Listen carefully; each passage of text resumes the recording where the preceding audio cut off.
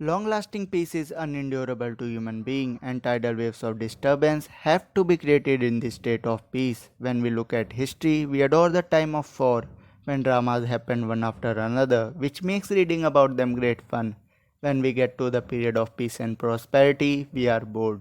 ये शब्द है चाइनीज कम्युनिस्ट पार्टी के फाउंडिंग मेंबर और लीडर माओ जेडोंग के, और दुर्भाग्यवश चाइनीज कम्युनिस्ट पार्टी के आज भी कुछ ऐसे ही विचार हैं। I never made it, but I know what it takes. I'm motivated by a mix of emotion. Got my statement.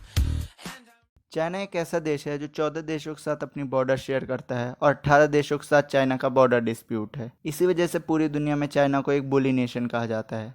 और आज हम इस वीडियो में डिस्कस करेंगे कैसे हम सुनजू की टैक्टिक्स के साथ चाइना को हिट बैक कर सकते हैं। If he sends reinforcement everywhere he will everywhere be weak, ये कहा था चाइनीज मिलिट्री स्ट्रेटेजिस्ट सुनजू ने। इसका मतलब ये कि अगर नेशन ए नेशन बी के अगेंस्ट वॉर में है, उसी समय किसी दूसरे थ्रेट की वजह से नेशन ए को रीइंफोर्समेंट भेजनी पड़ जाए तो नेशन ए के हारने की पॉसिबिलिटीज़ बढ़ जाएंगी। इसी स्ट्रेटजी को ध्यान में रखते हुए इंडिया चाइना के उन पड़ोसी देशों के साथ अलायंस बना सकता है जो चाइना के विस्तारवादी नीति से परेशान है, जैसे Mongolia, south Korea, Japan, Taiwan, Vietnam, Bruny और कंबोडिया। इन देशों के साथ इंडिया एक नेटो जैसा मिलिट्री अलायंस बना सकता है जो आपस में डिफेंस एग्रीमेंट्स और मिलिट्री प्रैक्टिसेस कर सकते हैं। और ऐसा अलायंस बनाना बहुत मुश्किल नहीं होना चाहिए, क्योंकि ताइवान, वियतनाम, मंगोलिया जैसे देशों ने कई बार चाइना के अगेंस्ट इंडिया का सपोर्ट किया भी है और मांगा भी है। ऐसे अलायंस से इंडिया को 3 मेजर फ़ायदे मिलेंगे। पहला, ये चाइना के अगेंस्ट एक जियोपॉलिटिकल थ्रेट खड़ा करेगा।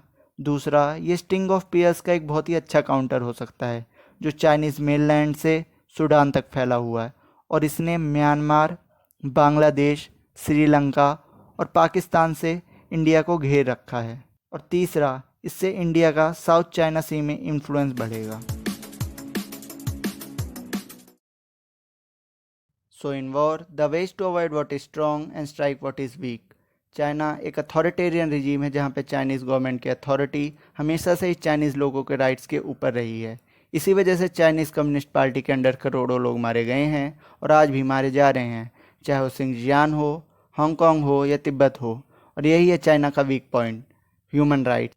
इन्हीं मैटर्स को लेके इंडिया को इंटरनेशनल लेवल पे चाइना को ले जाना चाहिए और कन्फ्रंट करना चाहिए, चाहे वो यूएन हो, आईसीजे हो या फिर कोई भी सबमिट हो। और यही नहीं, इंडिया को चाइना के दुश्मनों को प्लेटफॉर्म भी देना चाहिए, जैसे दलाई लामा, जो चाइना के लिए एक बहुत बड़ा सेटबैक साबित होगा।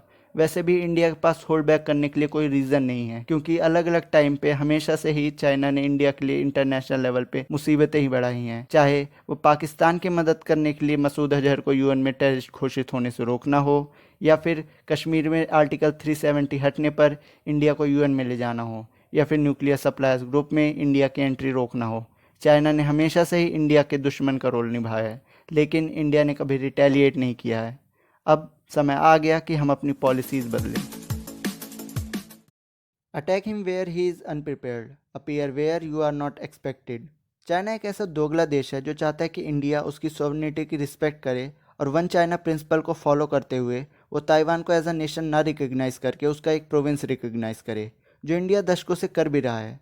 But at the same time China India के सिक्किम, लद्दाख और अरुणाचल प्रदेश को अपना हिस्सा बताता है, जो इंडिया की सॉवरेनिटी के अगेंस्ट है। इसलिए इंडिया को ना सिर्फ ताइवान को एज अ नेशन रिकग्नाइज करना चाहिए, बल्कि उसके साथ ट्रेड रिलेशंस भी बढ़ाने चाहिए और उसे WHA और WHO जैसे प्लेटफॉर्म्स में सपोर्ट भी करना चाहिए। ये चाइना को एक क्लियर कट मैसेज देगा, if you don't respect our sovereignty, expect the same.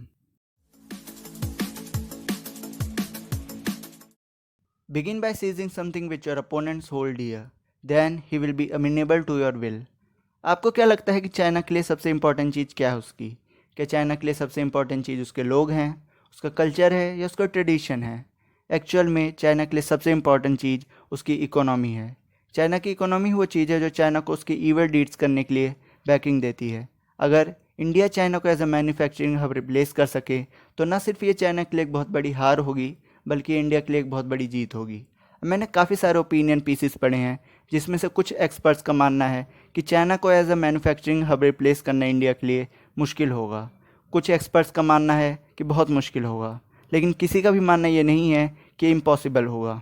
अब सभी ओपिनियन पीसीस में 3 चीज़ें कॉमन थी जो इंडिया को करनी पड़ेंगी ये एम पाने के लिए। सबसे पहले इंफ्रास्ट्रक्चर पे काम करना पड़ेगा, दूसरा बिजनेस लॉज में रिफॉर्म लाना होगा, और तीसरा टैक्सेस में रिलीफ देना होगा। और ये सब डिपेंड करता है हमारी सरकार के डिसीजंस और पॉलिसीज़ में। हालांकि पिछले 6 सालों में हमने बिजनेस सेक्टर में इम्प्रूवमेंट किया है, लेकिन अभी बहुत कुछ करना बाकी है। To secure ourselves against defeat lies in our hands, but the opportunity of defeating the enemy is provided by the enemy himself. China के वुहान से निकले कोरोना वायरस की वजह से आज पूरी दुनिया परेशान है, और पूरी दुनिया में आज एंटी चाइना सेंटिमेंट्स हैं। इसी वजह से दुनिया के कई देश आज कोरोना वायरस की इन्वेस्टिगेशन के लिए चाइना पर प्रेशर बना रहे हैं। कई सारे देश कोरोना वायरस से हुए नुकसान के लिए चाइना से कंपनसेशन मांग रहे हैं। चाइना के अगेंस्ट अलायंसेस बन रही हैं, और ऑलरेडी एग्जिस्टिंग अलायंसेस चाइना के अगेंस्ट हो रही हैं, और इंडिया को इन सभी अलायंसेस और देशों का सपोर्ट करना चाहिए। ना सिर्फ हमें इनका सपोर्ट करना चाहिए, बल्कि हर मुमकिन तौर से इनकी हेल्प करनी चाहिए। फॉर एग्जांपल डेमोक्रेसी 10 जो यूके, G7 कंट्रीज़ और इंडिया, ऑस्ट्रेलिया और साउथ कोरिया को लेकर बनाना चाहता है, जो चाइना को काउंटर करेगी और चाइना पे अपनी डिपेंडेंसी कम करेगी। यहाँ पे इंडिया एक तीर से 2 निशाने लगा सकता है। सबसे पहला, इंडिया चाइना का अल्टरनेटिव बन सकता है इन्वेस्टमेंट के लिए, और दूसरा, हम इन सभी देशों के साथ मिलकर चाइना के लिए चैलेंजेस खड़ी कर सकते हैं। आखिर में मैं इस वीडियो की लास्ट कोटेशन देना चाहता हूँ। There are not more than 5 musical notes, yet the combination of these 5 give the rise to more melodies than can be ever heard. Similarly, इन 5 स्ट्रेटजीज से हम चाइना को ऐसा हिटबैक दे सकते हैं जैसा हमने अपने इतिहास में नहीं दिया। ऐसी और वीडियोज़ के लिए please subscribe the cult. Thank you.